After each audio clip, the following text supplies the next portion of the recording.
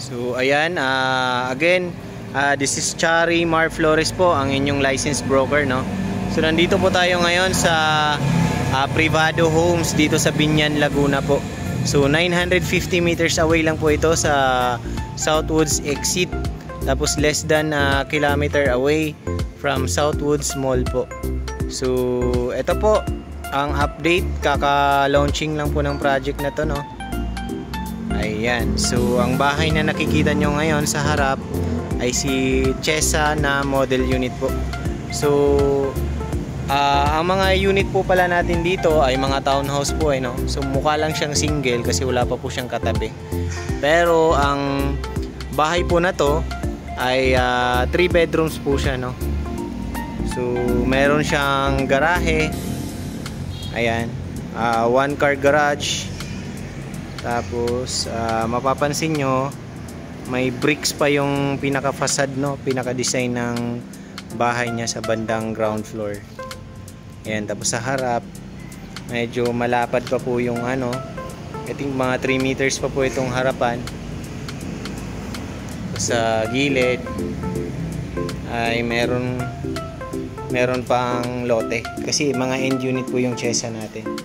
So ito ang pinaka kasama na po ito sa turnover, no? May ganito na po service area po. So balik tayo. So dito sa garahe, kapag nagpark po kayo, papansin nyo ay meron na tayong sliding door dito. So kahit hindi na kayo sa main door na dumaan, dito na lang po kayo sa sliding door, ano? So sa loob naman tayo. So ito yung pinaka ano natin, oh. So pansin nyo, natural stone yung ano nyo, ganun kakapal po, oh. So maganda yung materials na gamit po natin. Tapos yung main door po natin ay solid panel door po yan. So wala pong hollow sa bandang gitna. Ayan, so eto po yung mga materials na makikita nyo po dito ay ganun na rin po, except yung mga gamit na nilagay po. So slight upgrade lang po talaga yung ginawa sa model unit.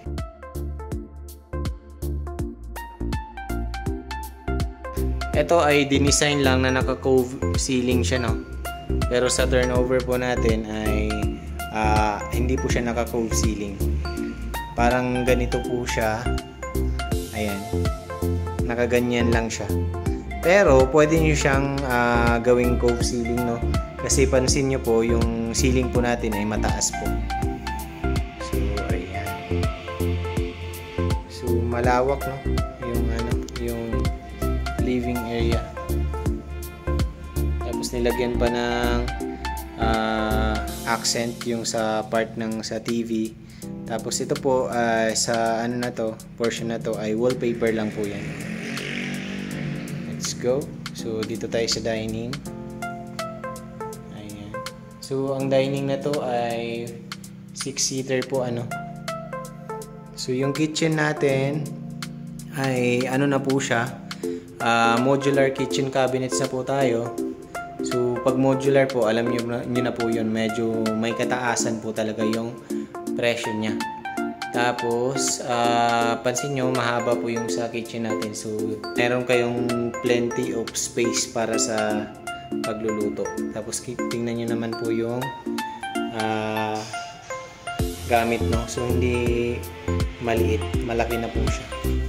Tapos naka 2 door po yung ano natin, yung refrigerator natin.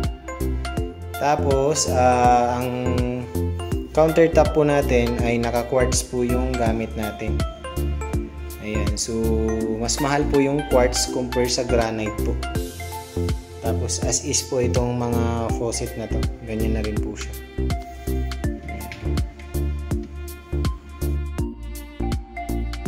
Lahat ng ano natin, no? Cabinet doors natin. Ayan. So isa pa sa mapapansin nyo, yung mga bintana ay malalaki. So ito po ay solid panel door po yung back door natin. Ito yung service area na sinilip natin kanina sa labas po kung dumaan tayo sa gilid. So, nakaganyan na po siya, naka-ready na po siya. Sa CR naman, ito po. Ayan. So, ganito na rin po yung sa CR natin, pero yung sa enclosure po ay double check natin kung kasama na po siya. Ipa-flash ko na lang po sa video kung ano po siya, kung kasama ba yung enclosure or hindi. Sa ano naman po natin, sa hagdanan naman po natin ay ano po ito, metal po siya, metal frame po siya. Ito dito, tapos nilagyan po siya ng semento, tapos bago po pinatungan ng vinyl po yung steps. So ayan, nakakasosyal yung tingnan, tapos makapal na wood yung ginamit dito naman sa railings. Ayan, malapad din po siya yung paakyat. Tapos mataas yung ceiling niya. Kaya maganda po pag naglagay kayo ng chandelier po. So let's go sa taas. So again, vinyl lang po yung gamit natin sa flooring din dito sa second floor. Ano?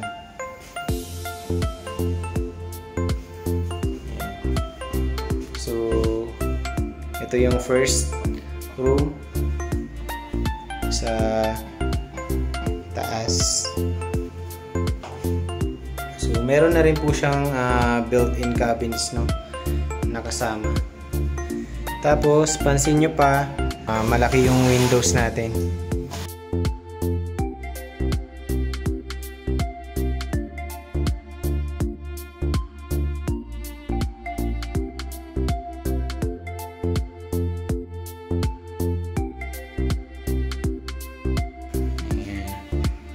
So, bawat kwarto ay may window po. So, let's go sa second bedroom sa taas. Ito po yung second bedroom natin sa taas. No? Medyo malaki po ito compare po sa unang room. Tapos, dalawa po yung bintana nito. So, isa, dalawa. Yan. Tapos, ito yung ginamit na bed para hindi siya takaw sa space, no? Kasi may lagayan ng gamit dito sa baba.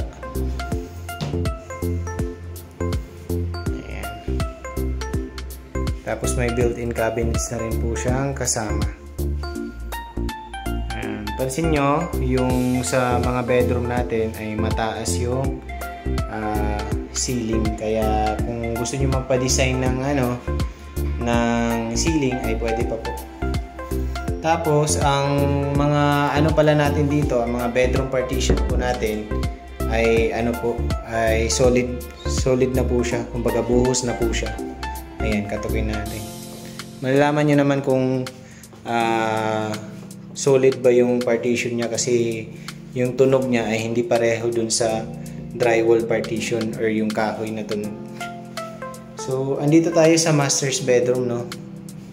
So, again, yung master's bedroom natin, hindi na po siya nakadesign yung yung ceiling niya, no? So, pero mataas na po yung ceiling niya. So, kung magpa-design kayo ng ceiling, i-drop ceiling nyo man yan or cove ceiling ay pwede po. So ito na yung master's bedroom.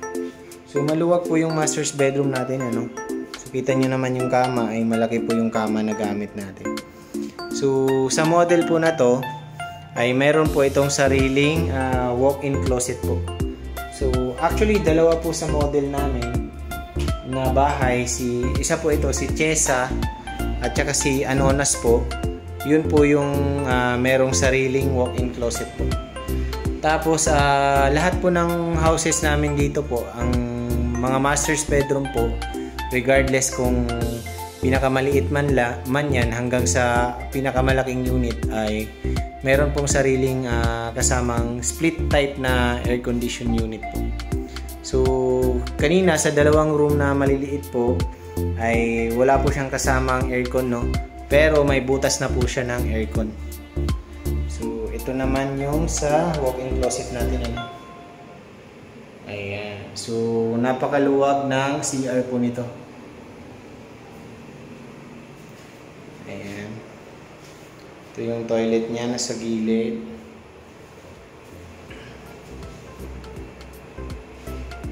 So, So kita nyo naman yung materials niya, upgraded na, no? Kaya sa presyo po ay hindi nyo masasabing tinipid yung bahay. Kasi maganda yung materials na ginamit. Tapos ito yung closet niya. So napakaluwag ng CR nito sa master's bedroom. Alright.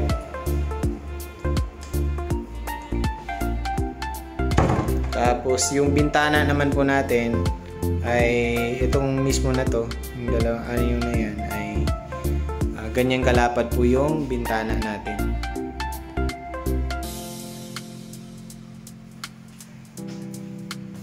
Alright, so if ever po na meron kayong question with regard sa property na to, ay mag-message lamang po kayo directly sa akin para po mabigyan ko po kayo ng details. With regards po sa price ay ipa-flash ko na lang po dito, no?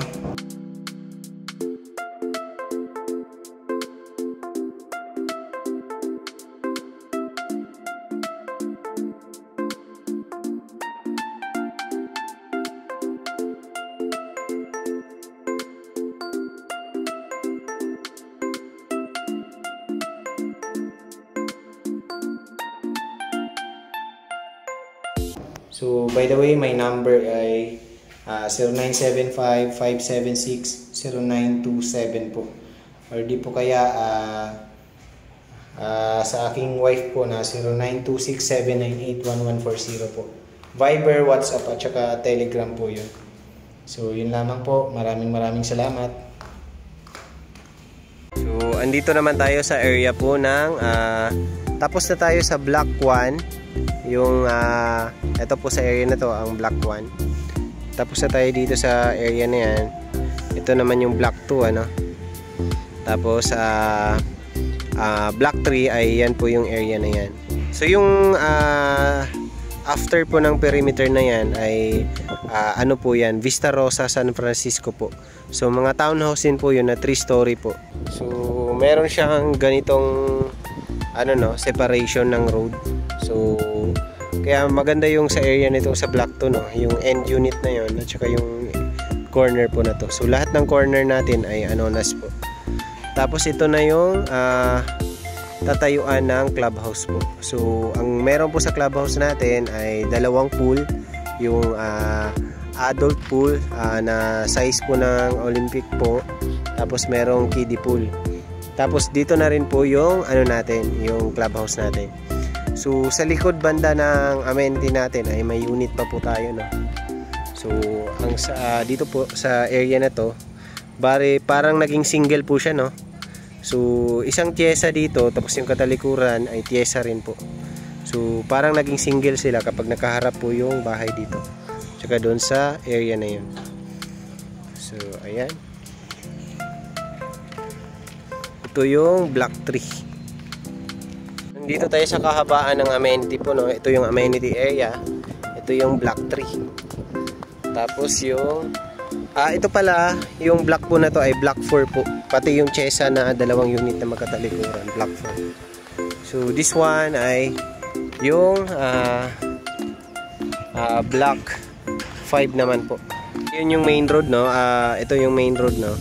So yan yung clubhouse, Block 4, Block 5. So ito naman yung Block 6 po, yung along perimeter area po. So ayan. So maganda rin yung area po na to, no. Yung Block 5 na to. So yung mga units po na ito sa area na to, anonas for example ito eh.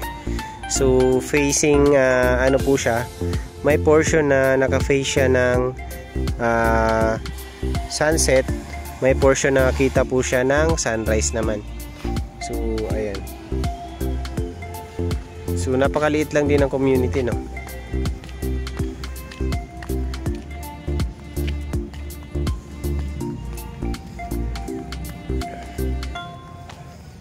Yung ano po yan, simbahan po yan ng St. Francis po. So naka-elevate po tayo, yung area po natin dito mataas po. Ayan. Andito na tayo sa Block 7 po. So ito ay block 7. Yung area na to. So ito ay yung end po na yan ay Chesa for sure. Tapos yung corner end po na to ay Anonas. Yan. So kita nyo, napakalaki ng block na to, no? Pero magkatalikuran lang yung bahay. Yan, napakalaki. So pahaba po kasi yung style ng bahay natin. Tapos ito ay block 8. Ito naman yung block 8.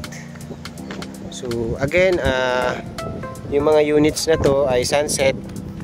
Pero kapag corner, possible po ay makikita pa rin yung sunrise. So yung mga unit naman po na to, for example, ay block 7 pa rin po siya. Pero kapag naka-facing po dun sa may simbahan, ay sunrise po siya. So ito ay block 8. So maganda yung unit dito sa area na rin na ito, no?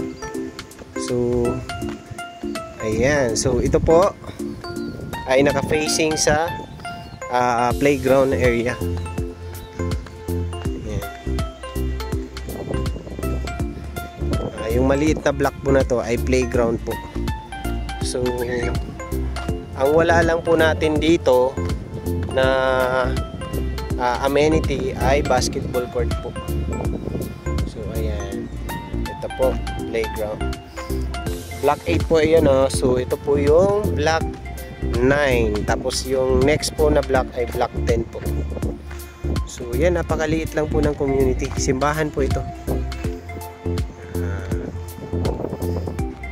So maganda yung location na kapag nakuha nyo sa block 9, sa block 8, block 7, at saka itong area ng kahabaan po ng block 6 po.